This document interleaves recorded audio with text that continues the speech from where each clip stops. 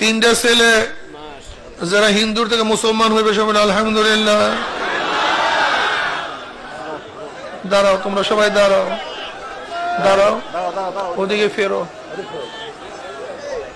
আল্লাহ এদের সবাইকে কবুল করে নেন। একজনের নাম হলো অভিজিৎ, বর্তমান আলহামদুলিল্লাহ নাম রাখছি আব্দুল্লাহ, মাশাআল্লাহ। একজনের নাম সুমন দাস, বর্তমান সাদেক আব্দুল্লাহ।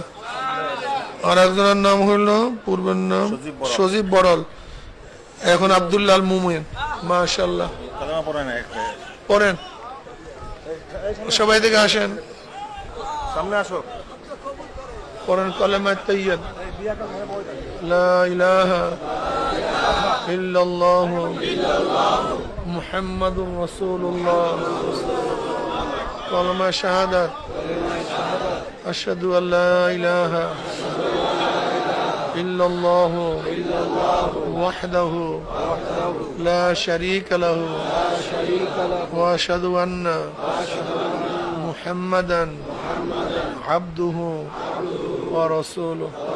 আল্লাহ সবাইকে কবুল করে নেন।